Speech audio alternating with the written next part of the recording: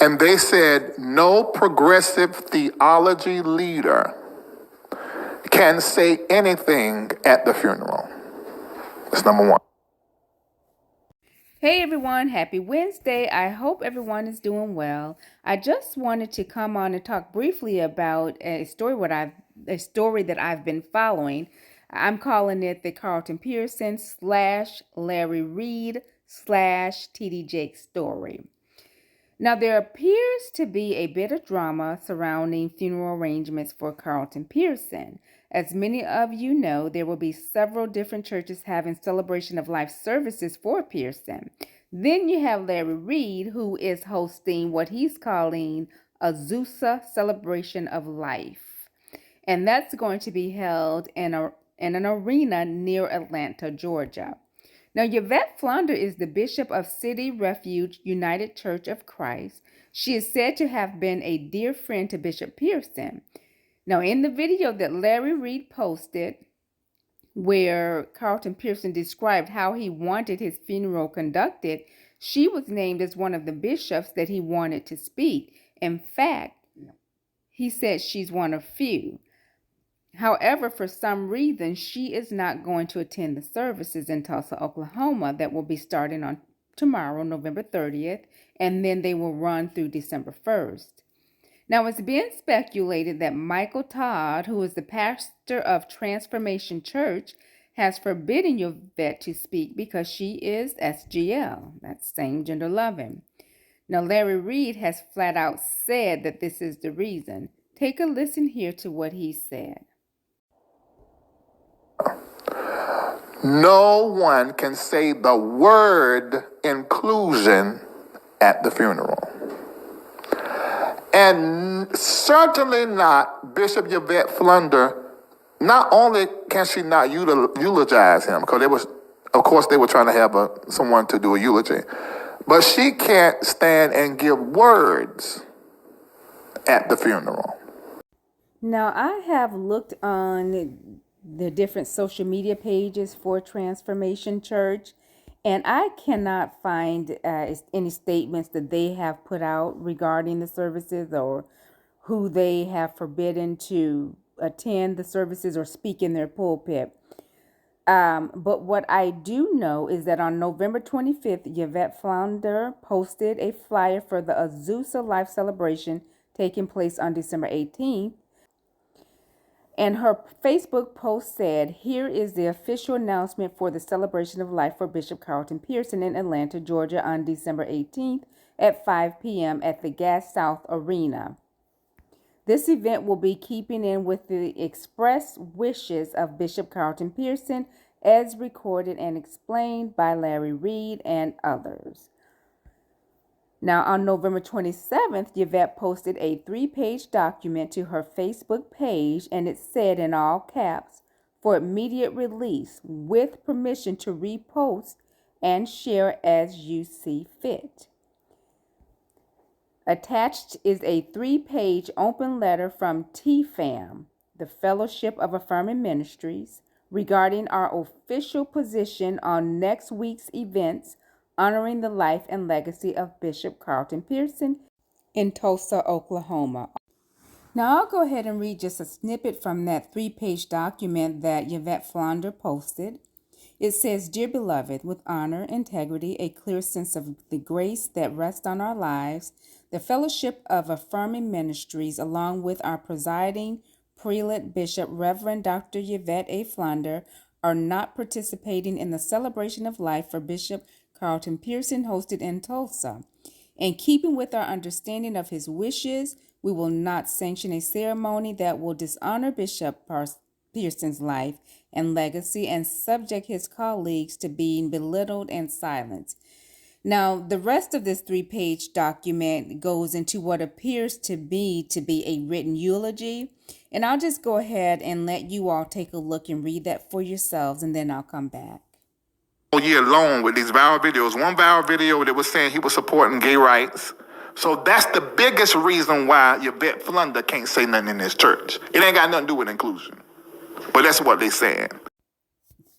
Now, in this video, Larry Reed claims that an error in paperwork caused financial hardship to Julian, who is Pearson's son, Majeste, who is his daughter, and Gina, who is his ex-wife.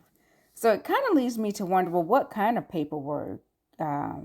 Did he not have a life insurance policy? I'm not saying, I'm just asking the question, what kind of paper mishap, what kind of error in paperwork would lead to financial strain? But this is what Larry said. He said that due to this reason, Transformation Church stepped in and paid for everything. Larry claims that they even paid for Pearson's home. He said Pearson had just purchased a new home. He said, but there were stipulations, and that this is how Transformation Church got control over the whole funeral arrangements. I just don't know if I'm buying that, but this is what Larry said.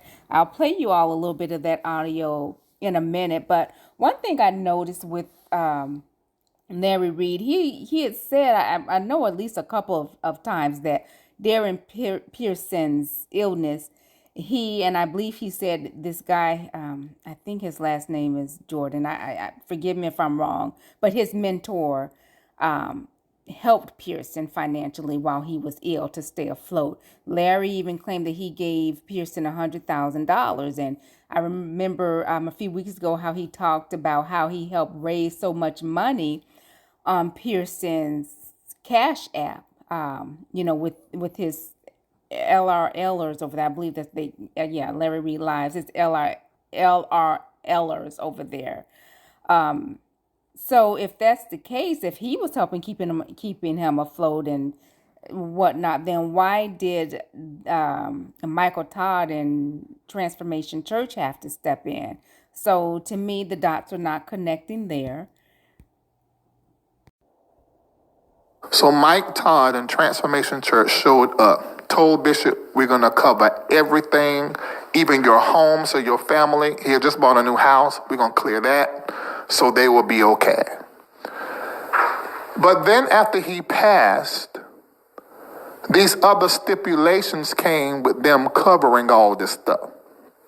Now, I do not know if they're saying, well, if you don't do this, then we ain't going to cover it. But I do know that they said, this is the way it's going to go.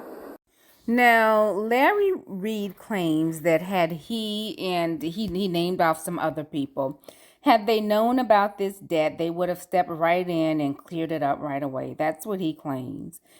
And again, like I stated before, Larry has he's mentioned $100,000 that he gave to Pearson.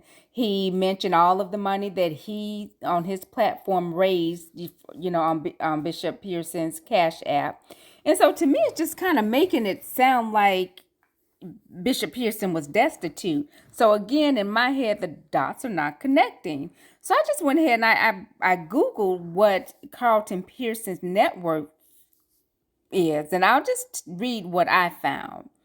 At the time of Bishop Carlton Pearson's passing on November 19th, 2023, various sources including VimBuzz, Information Cradle, Popular Bio, Popular Net Worth, and Wikipedia estimate his net worth to be around $16 million.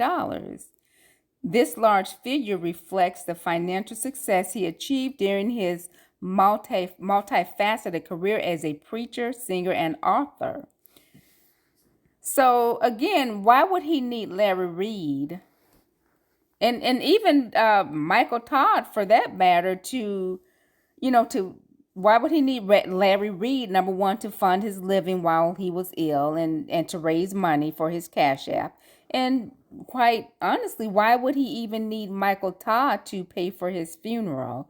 So again, like I said, the dots just aren't connecting to me. And also, I wonder how the family is feeling about this content, because that's what it is with Larry Reed. How is his family feeling about him putting this content out and revealing this information?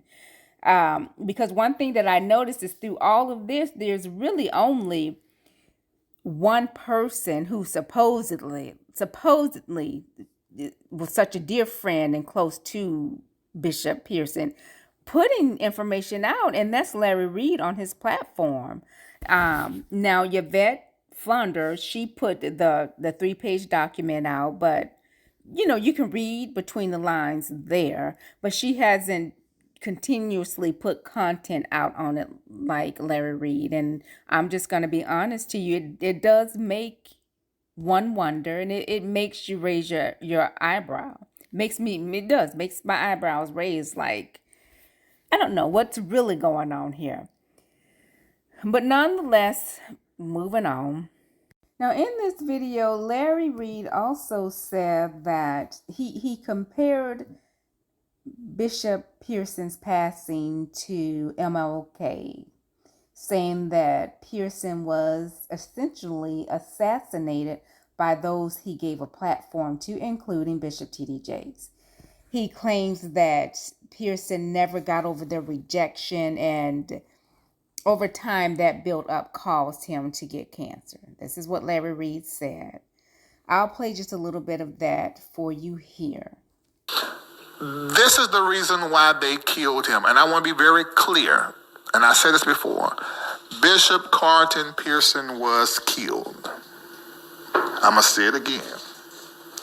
Just like Martin Luther King and so many other people who were reformers, who were assassinated and who were killed. Bishop Carlton Pearson was killed.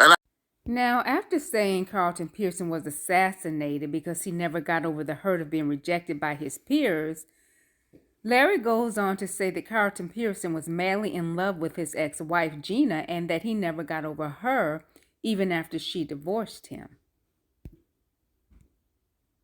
So, does this mean that the late Bishop Pearson's ex-wife Gina is also responsible for his death? Now, you and I both know the answer to that, and it's no. But according to Larry's theory, she did, right? Now, the final thing that stood out to me in this video is a comment that Larry Reed made about Bishop T.D. Jakes. It was a very off-putting comment, and he says it was a joke. However, he talked about Bishop T.D. Jakes quite a bit in this video, in my opinion. He continues to say that without Pearson, there would be no Jakes. He says that once Pearson's peers rejected him and turned their backs on him, then Jakes became the darling of white evangelists.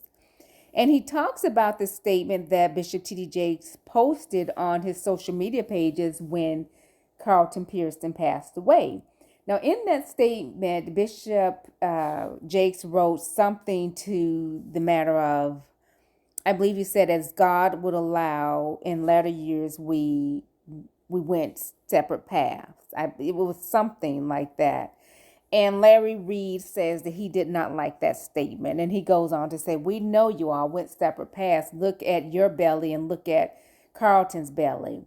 And then he compares Bishop T.D. Jakes to a grazing cow. Go ahead and listen here for yourselves. At this point, this is why after T.D. Jakes wrote that letter that he wrote, that did have a comment in there I ain't like, because if you're going to honor somebody, don't come telling me we went two different paths. See, I told you. Stop that. We know y'all went two different paths. Look at your bellies and look at Carlton. You eat up everything you see. Eating through life. Carlton didn't do that. So we know you went two paths. You went grazing like a big old cow. So this has been somewhat of a reaction video, and I hope you all have enjoyed it. Please feel free to hop down in the comments and let me know what you all think. Do you think Larry Reed is handling matters like a dear friend would? Is he controlling the narrative to protect Pearson's legacy? Or is all of this just content for him and he's making money? What do you think? What about the Azusa celebration of life? Larry says he's honoring Pearson's last will and testament. Do you all remember the video he played when he interviewed Pearson on his dying bed, and he asked Pearson how he wanted his funeral services to be conducted?